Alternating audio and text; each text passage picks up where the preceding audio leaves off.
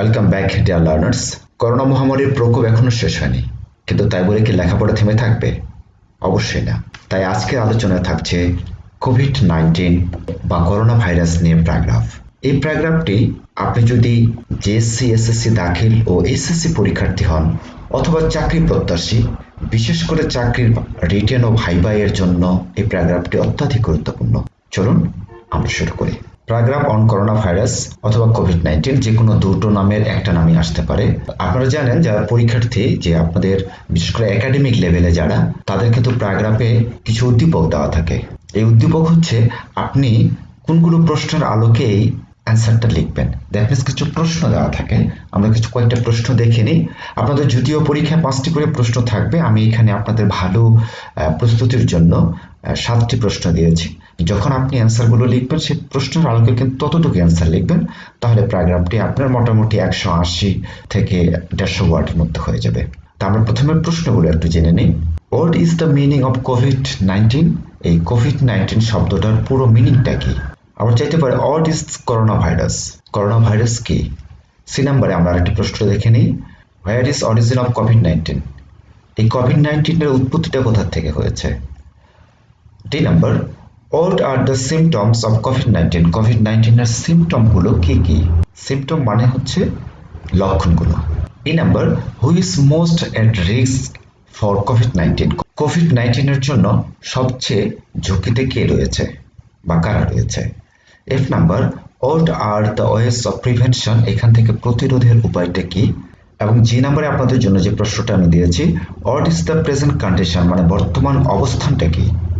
মানে বর্তমানে করোনার আক্রমণ কতগুলো বা কি অবস্থানে রয়েছে এটা। আমি কিন্তু সমসাময়িকটা দিয়েছি, আর আপনি যদি এর থেকে পরবর্তী সময়ে লিখেন সেক্ষেত্রে কিন্তু তখনকার সময়ের কিছু ইনফরমেশন অ্যাড করে দিবেন। চলুন আমরা পুরো প্যারাগ্রাফটা নিয়ে আলোচনা করি।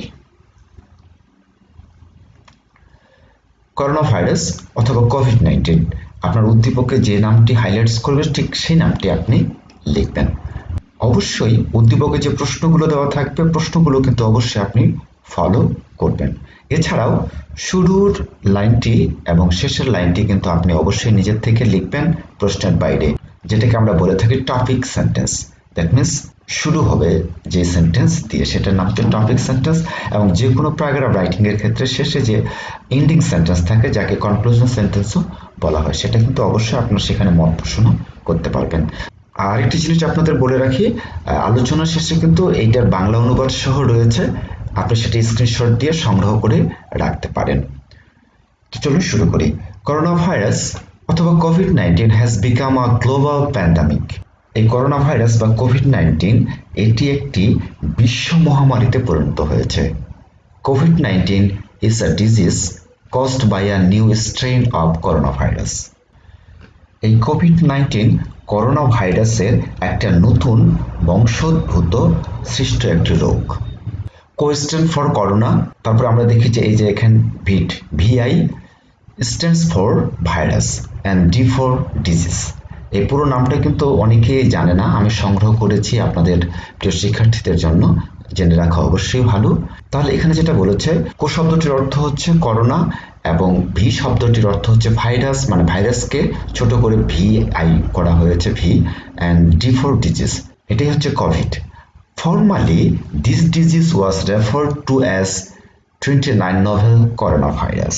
পূর্বে এই রোগটিকে 2019 নোভেল ভাইরাস বা 2019 NCOV নামে পরিচিত বা উল্লেখ করা হয়েছিল।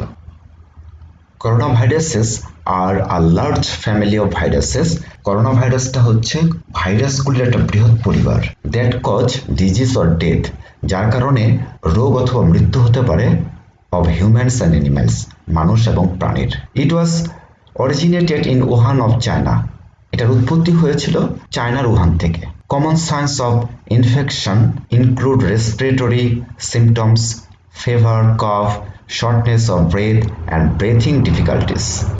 এটি সংক্রমণের সাধারণ লক্ষণগুলোর মধ্যে রয়েছে জ্বর, কাশি, শ্বাসকষ্ট এবং শ্বাসকষ্টজনিত সমস্যা। ইন মোর সিভিয়ার কেসেস, আরও গুরুতর ক্ষেত্রে, infection can cause pneumonia, severe acute respiratory syndrome, kidney failure and even death. এই সংক্রমণের কারণে নিউমোনিয়া, গুরুতর শ্বাসকষ্টের সিনড্রোম, কিডনির ব্যর্থতা বা কিডনির ফেইলর করতে পারে, এমনকি মৃত্যুও ঘটতে পারে। COVID-19 is often more severe in people 60+ years or with health conditions like lungs or heart disease, diabetes or conditions that affect their immune system. COVID-19 is often more severe in people 60+ years. কখনো কখনো COVID-19 এর 60-এর ঊর্ধ্বে যাদের বয়স তাদের জন্য এটা মারাত্মক আকার ধারণ করে, or with health conditions like lungs or heart disease, diabetes or conditions, অথবা ফুসফুস, হৃদরোগ, ডায়াবেটিস বা তাদের প্রতিরোধ ক্ষমতাকে প্রশমিত করে, that affects their immune system, যা রোগ প্রতিরোধ ক্ষমতা অনেক কমিয়ে ফেলে। Prevention is the only way to save us. আমাদের সুরক্ষার একমাত্র উপায় হচ্ছে প্রতিরোধ। হ্যাঁ, আমি পরের অংশটি পরের পৃষ্ঠায় দেখিয়েছি, আপনারা কিন্তু ঠিক এইভাবে লিখবেন, কারণ প্যারাগ্রাফ কিন্তু এক প্যারায় লিখতে হবে, এই জন্য আলাদা করে প্যারা করবেন না, এতে করে কিন্তু আপনার মার্কস কেটে যাবে বা বিরক্ত ফিল করবে এক্সামিনার। চলুন আমরা পরের পৃষ্ঠাটা দেখে নিই।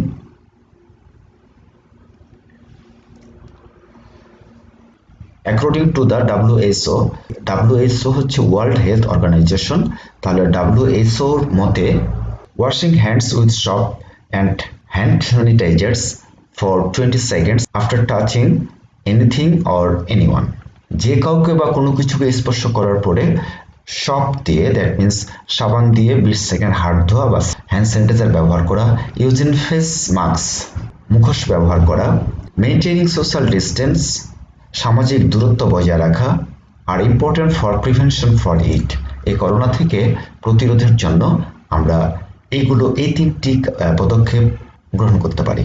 এট প্রেজেন্ট বর্তমানে COVID-19 has spread nearly 200 countries, প্রায় 200-রও অধিক দেশে বর্তমান সময়ে COVID-19 ছড়িয়ে গেছে, and millions of people of the world are being infected with it, এটার মাধ্যমে কিন্তু মিলিয়ন পিপল আক্রান্ত হচ্ছে। অ্যাজ আ রেজাল্ট, ফলে the big সিটিজ, famous places and even religious places have been lockdown, এর ফলে বড় বড় শহর, বিখ্যাত জায়গাগুলো, এমনকি ধর্মীয় জায়গাগুলোকেও কিন্তু তালাবদ্ধ করা হয়েছে বা বন্ধ করে দেওয়া হয়েছে।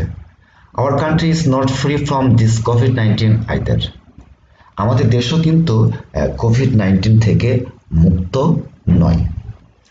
অন দ্য আদার হ্যান্ড, অন্যদিকে the scientist are trying their best level to make a curable vaccine, অন্যদিকে বিজ্ঞানীরা একটি নিরাময়যোগ্য ভ্যাকসিন তৈরিতে তাদের সর্বোচ্চ চেষ্টাটা করছে।